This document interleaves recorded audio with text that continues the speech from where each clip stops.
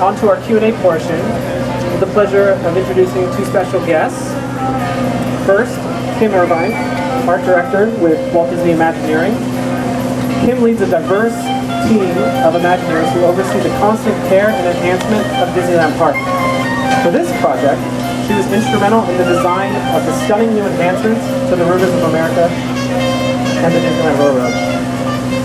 Second, Zsolt Hormay, a creative executive, also with Walt Disney Imagineering.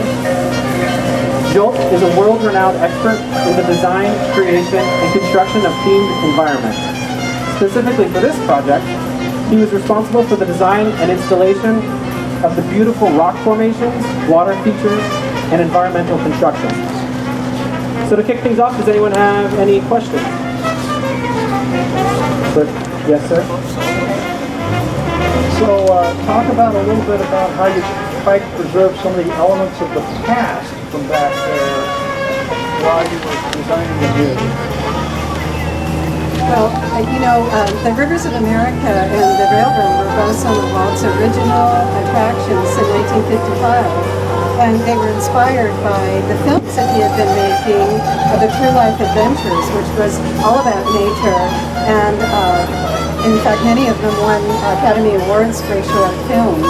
He wanted to educate the guest in a very entertaining way, and so a lot of his original attractions, like the Jungle Cruise and the Rivers and the Trains, were showing people different parts of the world in an entertaining way.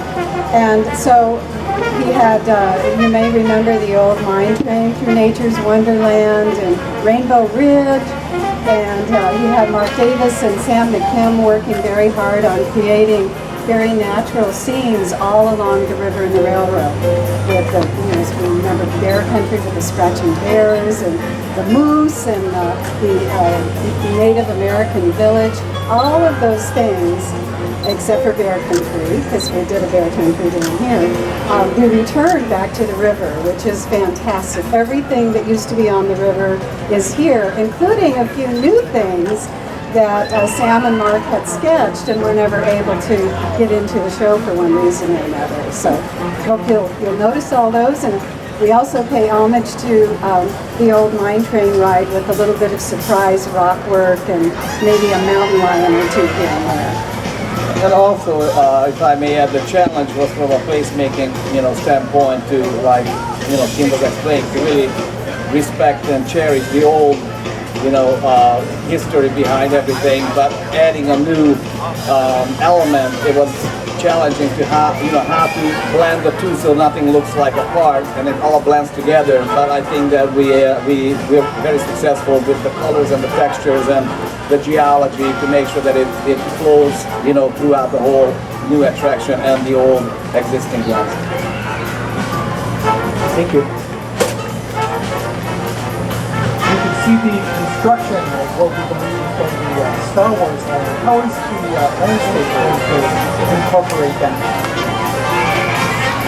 Well, I mean, after all, we are in a theme park, so it's really, really difficult to just kind of cover up everything from every angle, but we're going to try very hard to have the landscape do the work for us, especially from these angles, and at the same time, completing the future project so it looks, finished and beautiful from any parts of the park. That was one of the driving things for our design of the river and the railroad was not to be able to see in the new land and for the new land not to see into the old land. So of course that meant putting a big high berm in the center. We didn't have much width, but with the height it allowed us to create this amazing rock work that Zsolt did, these towering mountains, and then the amazing forests on top of them. And therefore the train is able to traverse up at a height and over the river for the first time with, by the way, 5 new waterfalls, which is pretty amazing to get waterfalls back in the park. Yeah, we're very, very pleased with the way they turned out. Waterfalls can be tricky, but we feel that these are really one of the most beautiful ones we have done, so we're pretty happy about that. Can you talk a bit about Walt's interest in trains, and how today is kind of a combination of his shared interest with Ward and with Ollie? Well, you know, the railroads were one of the most important things to Walt. In fact, it was the first thing he put on the map of Disneyland. Even when it was going to be up in Burbank, it was the first thing he put on the map. And that, the train traversing the perimeter of the park is what defined that shape of Disneyland, that triangular shape.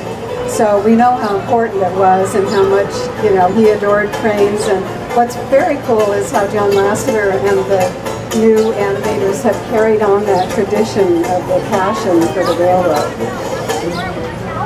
And also, with the new layout that we just completed, this is going to be the first time when the train actually will take a left turn to complete the, you know, the circle around Disneyland, which is kind of cool. Our poor engineers have had to practice that over and over again.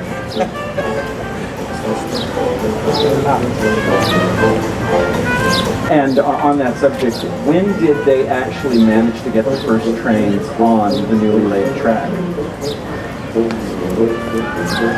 Well, you know, they've been practicing for quite a few weeks now. I don't know exactly when, but there was, you know, quite a bit of testing, adjusting. We had to actually alter the track a couple of times because you never know when you're getting it exactly right. An amazing team of railroad track players, which I've never watched that process happen before, and it was absolutely fascinating. But I think the engineers are really enjoying this new trek through the wilderness. It's really a science, actually, if you just dig into the whole process of maintaining, building, you know, trains. It's really amazing process. Very intriguing. Anyone else? I have one question actually, because I love the story of the four rivers. Can we tell a little bit about kind of how the distinct areas are represented? Well, Walt had called this the Rivers of America, and it was kind of a culmination of all rivers together. And about 10 years ago, we had an opportunity when we did a big landscaping rehab to actually create 4 different rivers. We go through the Mississippi, then into the Columbia, then the Missouri, and then the Rio Grande. And those stories allow us to change actually the flora, fauna, and rock styles moving from one place to the next. So you go through the Mississippi with the wispy willow trees and such, then into the Columbia with the big forests of evergreens and pines, and into the Missouri with all broadleaf trees that change color in the fall, which should be a fantastic scene with it. And then into the Rio Grande where you get into dry little Palo Verde trees and such. And then the And as always, you know, our team spent a lot of time studying the indigenous geology for each area. We really wanted to make sure that we render it exactly the way it is in nature, so it's very believable that you're actually traversing through all those beautiful areas across the United States.